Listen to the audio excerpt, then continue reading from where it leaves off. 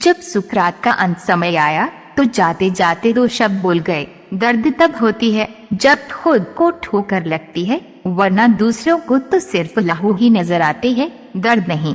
कभी कभी हम अनजाने में वक्त पर पाबंद रख देते हैं, इसीलिए जिंदगी मुहिम के बल गिर जाती है। जिंदगी मीठी बनाने के लिए अक्सर सही वक्त पर कड़वी खूंट पीनी जरूरी होती है। और कुछ ही क्षण में जब शरीर नीला पड़ने लगा, तब जाकर सुकरात की पत्नी और बेटे फूट फूट कर रोने लगे और उनकी पत्नी सुकरात से क्षमा मांगने लगी। लेकिन शायद तब तक बहुत देर हो चुकी थी और कहने लगी, मैंने आज तक आप पर बहुत जुल्म किया है, मैंने आज तक आपको समझ नहीं पाई। नमस्कार दोस्तों, आज हम आपको महान सुकरात के जीवन के बारे में बताने वाले हैं, जो कि उनके खुद के जीवन में इतनी परेशानियां थी, लेकिन फिर भी वह लोगों को अच्छी शिक्षा देते थे और एक बात हमेशा कहा करते थे कि एक बार शादी जरूर कीजिए, अगर अच्छी पत्नी मिली तो जिंदगी खुशहाल हो जाएगी और अगर बुरी मिली तो दार्शनिक जरूर बन जाएंगे।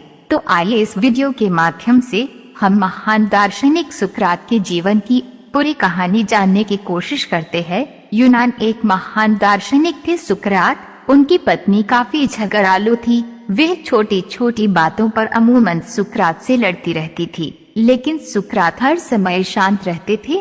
वास्तव में सुकरात की हर समय पढ़ने की आदत उनकी पत्नी को ठीक नहीं लगती थी। एक दिन सुकरात अपने कुछ शिष्यों के साथ घर आए तो उनकी पत्नी किसी बात पर उनसे नाराज हो गई, लेकिन सुकरात ने इस बात पर ध्यान नहीं दिया। लेकिन सुकरात की पत्नी उनको वही ऊंची आवाज में सुकरात को भले बुरा कहने लगी। इतना कुछ होने पर भी सुकरात कुछ नहीं बोले तो उनकी पत्नी ने बाहर से कीचड़ उठाकर सुकरात के मुंह पर डाल दिया। लेकिन सुकरात जोर से हंसे और कहा, तुमने आज एक पुरानी कहावत झुठला दी है और कहा जाता है कि जो गरजते हैं वो बरसते नहीं, लेकिन तुम गरजती भी हो और बरसती भी हो। सभी शिष्य ये घटनाक्रम देख रहे थे। एक शिष्य ने सुकरात से पूछा, आप ये सब कैसे सह लेते हैं?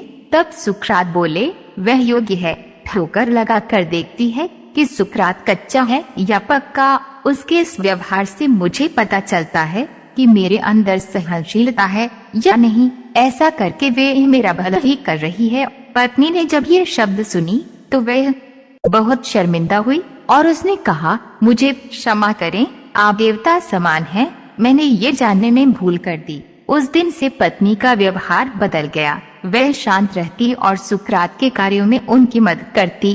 तात्पर्य ये है कि सहनशीलता एक ऐसा गुण है, अगर इसे विकसित कर लिया जाए तो बड़ी से बड़ी मुश्किल दूर की जा सकती है। लेकिन अभी भी मन में एक सवाल है कि आखिर सुकरात को विष का प्याला क्यों पीना पड़ा? क्या उनकी पत्नी ने दिया था विष का प्याला पीने को, या फिर सुकरात ने खुद ही अपनी पत्नी से परेशान होकर विष का प्याला पिया था? दोस्तों, सवाल कई सारे हैं। इस राज को जानने के लिए हमें थोड़ा और पीछे जाना पड़ेगा।